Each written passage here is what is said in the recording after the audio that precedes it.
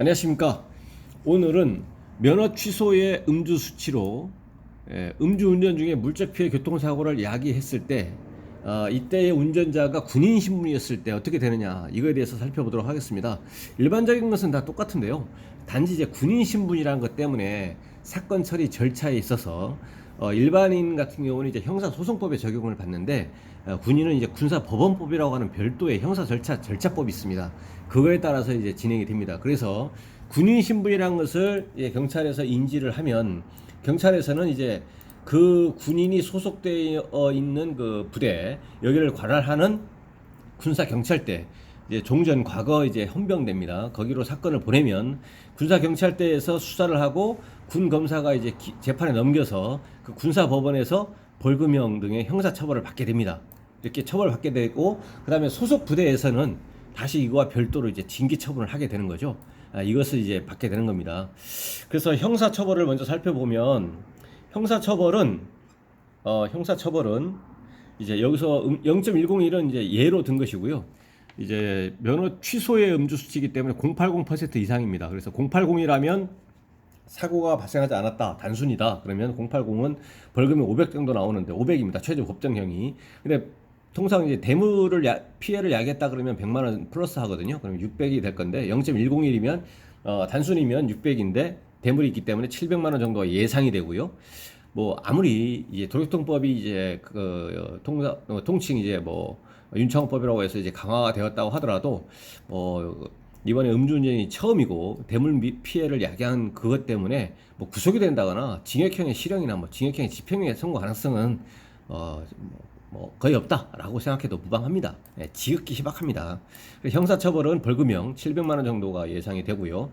그 다음에 이것과 별도로 이제 그 소속 부대 자체에서 징계 처분을 하게 되는데, 그 간부의 경우에 음주운전 그 취소 수치에서 물적 피해를 야기했다라고 하면 규정상 해임 처분이나 또 강등 처분 또는 정직 처분이 대상이 됩니다. 이 정직부터는 이제 중징계에 들어갑니다. 그래서 그 견책이나 근심, 뭐 감봉 이런 것은 경징계고요. 이건 중징계입니다. 그래서 구체적으로 이 사안에서 징계 처분의 정도와 정도, 구체적인 이거는 이제 관할 징계위원회에서 이제 징계 의결을 거쳐가지고 의결을 거쳐가지고 이런 절차를 거쳐가지고 이제 징계권자가 이제 징계 처분을 하게 됩니다. 그리고 이제 징계 처분에 대해서는 일반직 공무원의 경우와 동일하게 30일 이내 기간은, 일반직 공무원은 관할 소청심사위원회에 소청심사를 청구할 수 있는데, 이제 군인은 이제 똑같은 개념이지만 이제 불복 절차 방법이, 구제의 방법이 그 명칭이 일단 항고라고 이렇게 합니다. 이제 항고서를 제출함으로써 징계 항고를 할 수가 있습니다. 그래서 그 결과에 따라서 이제 감경될 수도 있는 거죠. 만약 그것이 안 된 경우는 이제 그 이후에 이제 행정소송을 할 수가 있는 것이고요. 그런데 이제 정직 처분이 이상이 만약에 확정이 됐다, 정직 이상이 확정돼 버리면 이 간부의 경우에는 이 현역으로 복무하는 게 이제 적합하냐 안 적합하냐, 이거에 대해서 조사를 받을 수가 있습니다. 그래서 조사해서 그 심사를 거쳐가지고 현역 복무 부적합 이렇게 결정을 받게 되면 본인의 의사와 관계없이 군 복무를 더 이상 하지 않고 이제 전역을 해야만 되는 그런 일이 발생할 수가 있습니다. 병사의 경우에는 징계 처분이 휴가 단축, 근신, 견책 이런 것을 받을 수가 있겠습니다. 그리고 이와 별도로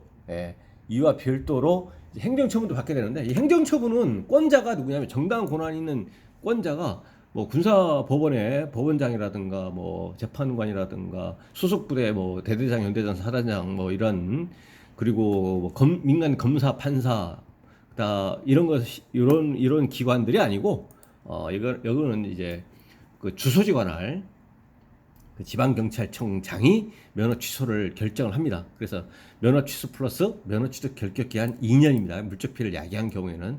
사고가 없었더라면 1년인데 사고가 있었기 때문에 2년이 되고, 여기는 원동기까지 다 포함해가지고 이렇게 되는데, 이거에 대해서는 물론 이제 행정심판 다음에 안 되면 행정소송 1심, 2심, 3심, 대법원까지 다 할 수는 있습니다. 진행은 할 수는 있는데, 그리고 그 구제 가능성의 정도도 구체적인 사안마다 판단해서 어떤 사안은 높을 수도 있고 낮을 수도 있고 이렇게 되겠지만, 일반적으로 볼 때 이 도로교통법의 그 개정된 취지 자체가 이 형사처벌도 강화됐지만 그 면허 취득 결격 기간이라든가 이런 것들도 강화됐거든요.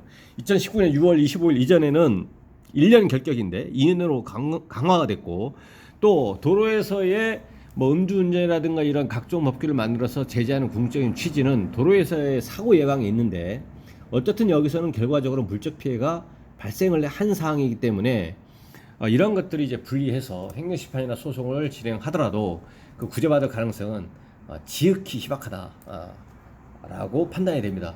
그래서 그 물적 피해를 야기했을 때 음주운전 중에, 여기서 이제 음주운전은 이제 면허 취소에 해당이 되는 수치에서 2년 결격이 되는 그런 것을 전제로 한 겁니다. 그리고 신분이 이제 군인이었을 때 어떻게 되느냐, 여기서는 이제 다른 일반인과 다르게 핵심적인 것은 이제 징계 처분을 받아서 중징계를 받게 되면 현역 복무 부적합 심사 대상이 되고, 그 결정을 받으면 본인의 의사와 전혀 관계없이 군복무를 더 이상 할 수 없게 될 수 있겠다 라고 이해하시면 되겠습니다.